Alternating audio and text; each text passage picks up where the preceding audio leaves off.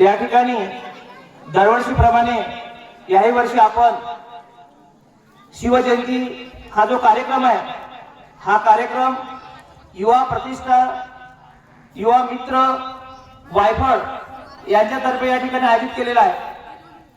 3-4 वर्षापासून हा कार्यक्रम सुरुवात झाली। महत्वाची गोष्ट म्हणजे पहिल्या वर्षी जेव्हा या मुलांनी सांगितलं की शिवजयंती साजरी करायची आहे, तर शिवजयंती साजरी करायचं म्हटलं म्हणजे थोडंसं प्रत्येकाला असं वाटते की शिवजयंती आपल्या मनात थोडी धडकी भरते। आणि मग ते सगळे पोरं शशांक भाऊ घोडमारे यांना मिळाले, दादाला मला फोन आला म्हणजे आपल्या मंदिरात शिवजयंती साजरी करणार आहे। शिवजयंती म्हटलं म्हणजे थोडंसं नाही जी म्हटलं, शिवजयंती म्हटलं म्हणजे ढोल ताशे हे कसं जी म्हटलं नाही, म्हणजे तसं नाही म्हणे प्रशांत, हे जे पोरं आहे म्हणजे फक्त फोटोची पूजा करणार आहे। ठीक आहे म्हटलं दादा, तुम्ही म्हटल्यावर काही प्रश्नच नाही। परंतु जेव्हा या पोरांनी सुरुवात केली तेव्हा खूप कमी पोरं होते। 3-4 वर्षाच्या अगोदर सुरुवात झाली, अनोळखी अशी सुरुवात होती।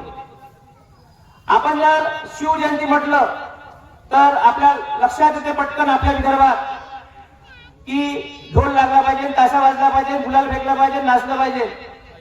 आणि या मुलांनी जेव्हा हा कार्यक्रम सुरुवात केला, आदर्श कार्यक्रम सुरुवात केली या कार्यक्रमाची, आणि हळूहळू हा 2-3 वर्षात कार्यक्रम इतका मोठा झाला की संपूर्ण गावाचं लक्ष या ठिकाणी लागलं। दिवाळीपासून हे पोरं कामी आहे, गेल्या 3-4 महिन्यापासून सतत ते आपल्या शिवजयंती कधी साजरी करायची, कोणाला आणायचं, आपला कार्यक्रम कसा साजरा झाला पाहिजे यासाठी अथक असा परिश्रम करते। दुसरी महत्वाची गोष्ट म्हणजे आपल्या गावात एक आदर्श आपल्या गावाचा एक आदर्श एक नवखा अनुभव सांगतो। आपल्या या गावात मागच्या वर्षी शिवजयंती जेव्हा साजरी केली तेव्हा ढोल ताशा मिरवणूक निघाली, त्यांनी सुद्धा त्यांच्या मध्ये एक आदर्श व्यक्त म्हणजे आदर्शवान म्हणा लागेल ते मुलं, त्यांनी सुद्धा शिवजयंती साजरी करण्यासाठी या मुलांना सहकार दिलं। आणि कुठलीही मिरवणूक न काढता या ठिकाणी होमगार्ड आले। गुरुजी म्हणे या ठिकाणी कार्यक्रम आहे का नाही, म्हटलं काहून साहेब काय झालं, नाही म्हणे बँड जाऊ, आवाज नाही, ताशा नाही, गुलाल नाही।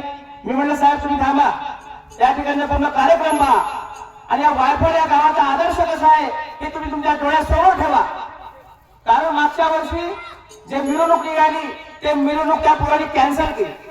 खूप मोठी गोष्ट आहे वायफळसाठी।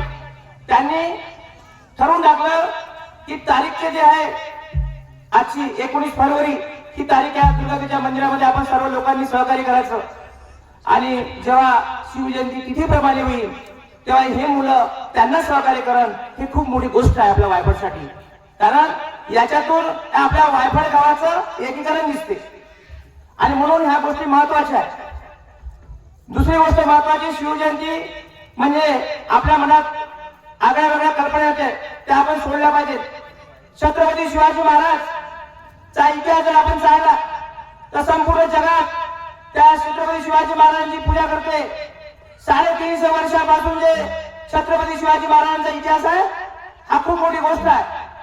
कारण ज्या लोकांनी आपल्या मराठी माणसावरती अन्याय अत्याचार केले त्यासाठी दूर करण्यासाठी त्या माणसांनी खूप लहान वयात परिश्रम करून कठोर मेहनत करून आपल्या मराठी माणसाला न्याय मिळवून दिला। कुठली आई आपली शिवाजी महाराजांची जेव्हा आई होती, शिवाजी महाराज पोटात होते तेव्हा शिवाजी महाराजांच्या आईला प्रश्न विचारला की आता मासाहेब आपल्या ठिकाणी जर बाहेर जन्म झाला तुम्ही काय मागणी करणार? त्या मासाहेबांनी सांगितलं मला जर मुलगा झाला तर मी माझी पर्वा करणार नाही। माझ्या मुलांनी ज्या आपल्या समाजावर जो अन्याय अत्याचार होते ते दूर करण्यासाठी तलवार जरी उपस्थित चालन, माझा मुलगा शहीद जरी झाला तरी चालन, परंतु माझी पर्वा न करता माझा मुलगा समाजाच्या हितासाठी, राज्याच्या हितासाठी, देशाच्या हितासाठी कार्य केलं पाहिजे। हे खूप मोठी गोष्ट आहे। आज आपण पाहतो जेव्हा गर्भधारण होते तेव्हा आता नागपूरमध्ये मुंबईमध्ये क्लास चालले जाते की तो पोरगा आदर्श घडला पाहिजे।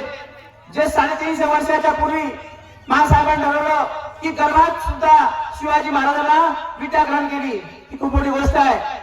आणि म्हणून आपल्या महाराष्ट्राला अभिमानाची गोष्ट आहे की छत्रपती शिवाजी महाराजांना संपूर्ण जगात इतिहास लिहिला जात होते, जगात पूजा केली जाते। आता आपण म्हणतो छत्रपती शिवाजी महाराजांचा मृत्यू झाला. मी असं म्हणेन की मृत्यू झालाच नाही. जो माणूस 350 वर्षापासून लोकांच्या हृदयात असते आणि म्हणून पूजा है कोणाची केली जात नसते. ज्या माणसांनी समाजासाठी काहीतरी केलं, राज्यासाठी केलं, देशासाठी केलं, तो माणूस एक आदर्श बनते. त्यांचं आपण गुणगान केलं पाहिजे.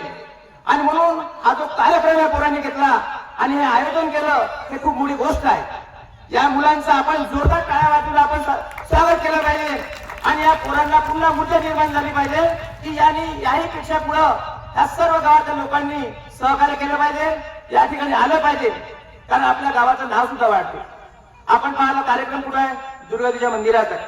कार्यक्रम कुठं आहे? तुकडोजी महाराज चौकात आहे. असा या अनोखा कार्यक्रम आपण या ठिकाणी या पोरांनी आयोजित केला. खरोखर ह्या खूप मोठी गोष्ट आहे. असाच कार्यक्रम दरवर्षी साजरा झाला पाहिजे. या मुलांना आपण सहकार्य केलं पाहिजे. कारण आपल्या या गावात आता एक आगळं वेगळं चित्र निर्माण झालं. याला दृष्ट लागली नाही पाहिजे, ही महत्वाची गोष्ट आहे. आपण या सर्व लोकांनी अशा कार्यक्रम सार्वजनिक कार्यक्रमामध्ये सर्व लोकांनी तुटून पडलं पाहिजे. सर्वांनी सहकार्य केलं पाहिजे. कुठलाही जात धर्म पंथ पक्ष हे बाजूला सारून आपला गावाचा कार्यक्रम आहे, आपला कार्यक्रम आहे हे समजून आपण सर्वांनी सहकार्य केलं पाहिजे. आणि या पोरांचं आपण कौतुक केलं पाहिजे, जेणेकरून याच्यानंतरची सुद्धा पिढी शिवाजी महाराज कसे असते हे सुद्धा महत्वाची गोष्ट आहे. आणि या ठिकाणी जे आपले अजिंक्य भाऊ रावराव पाटील आले, हे आपल्याला शिवाजी महाराज कसे असते, शिवाजी महाराजांचा इतिहास कसा आहे हे आपल्या व्याख्यानातून सांगणार आहे. म्हणजे महत्वाची गोष्ट, ढोल ताशा फटाक्याने शिवाजी महाराज करणार नाही. शिवाजी महाराज जर करायचं असेल तर त्यांच्या शब्द रूपातून कसं गुणगान केलं, समाजासाठी देशासाठी राज्यासाठी कसं कार्य केलं हे खूप मोठी गोष्ट आहे.